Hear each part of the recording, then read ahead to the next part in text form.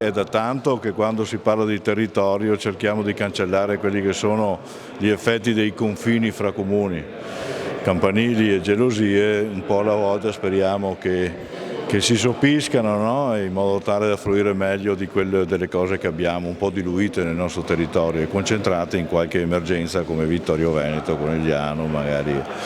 E quindi nella app non abbiamo omesso di mettere una qualche bellezza anche disponibile nei comuni contermini.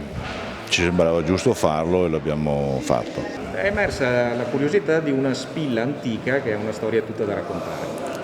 È una spilla bellissima di oro e almandine di origine longobarda che è in attesa, come tanto altro materiale, di essere esposta in un'apposita sezione del Museo del Cenedese, l'archeologico, per il quale ci stiamo battendo e non è facile andare avanti, ma stiamo andando avanti anche con quel capitolo là. Quella spilla è una spilla rarissima di fattura, la vidi la prima volta in casa di agricoltori nostri vittoriesi. Per puro caso mi ero fatto anche l'occhio perché avevo appena visto le mostre che si erano state fatte tanti anni fa in Villa Manin e a Cividale, appunto sull'oro dei Longobardi.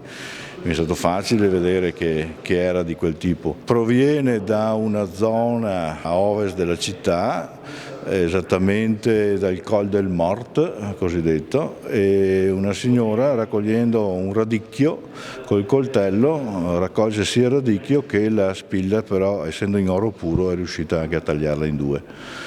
Reperto di estrema importanza anche perché avvalora la teoria che è abbastanza consolidata che qua a Vittorio Veneto a Ceneda c'era un ducato longobardo, perché una cosa così importante non poteva essere in luogo diverso che se non una struttura consolidata longobarda. Oltre al grande patrimonio storico-culturale che ha la città, viviamo in un territorio inteso un territorio con tutti i più comuni della Pedemontana e quindi anche ora riconosciuti come patrimonio UNESCO, con un patrimonio paesaggistico ambientale straordinario.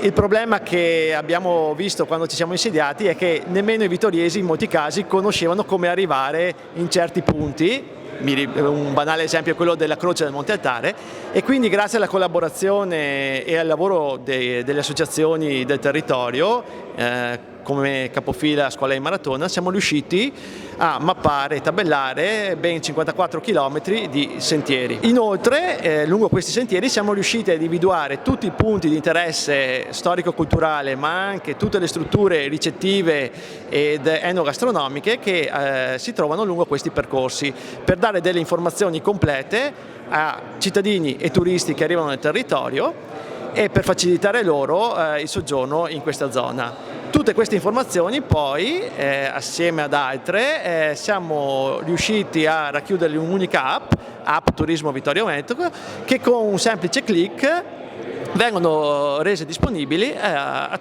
tutti coloro che scaricano questa applicazione. L'idea è quella di implementare l'app con degli aggiornamenti puntuali e costanti su quelle che saranno le attività a Vittorio Veneto e gli eventi nella città. Gli eventi musicali come il nuovo Festival di Musica da Camera, il concorso corale, il concorso internazionale di violino, ma anche tutti quegli eventi legati agli spazi espositivi che noi abbiamo o a ciò che viene fatto puntualmente all'interno dei musei per valorizzarli. Credo che sia decisamente d'attualità implementare questa applicazione con un aggiornamento e un possibile percorso, collegandoci appunto alla Via dei Santi sul nuovo beato Albino Luciani, che in città ha lasciato sicuramente un ricordo, ma anche dei segni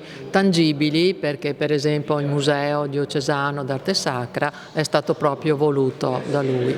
È stata un'esperienza molto importante, molto formativa. Abbiamo cercato di dare importanza non solamente all'aspetto territoriale dedicato agli itinerari sportivi, ma di cercare di creare una sorta di slow tourism che vada a coinvolgere e a valorizzare il territorio di Vittorio Veneto, coinvolgendo non solamente promette l'aspetto diciamo naturalistico ma anche quello culturale. E infatti dall'app sarà possibile percorrere la città di Vittorio Veneto scoprendone le caratteristiche peculiari non solo da un punto di vista sportivo, infatti c'è un'area dedicata agli itinerari a piedi e una dedicata agli itinerari in bici, ma vengono poi evidenziati all'interno dei percorsi i luoghi di interesse culturale della città, ma cerchiamo anche di dare un appoggio, un supporto per i turisti per quanto riguarda l'ospitalità, quindi dove potersi fermare per mangiare, per dormire, anche per dare un risalto all'aspetto enogastronomico della città di Vittorio Veneto.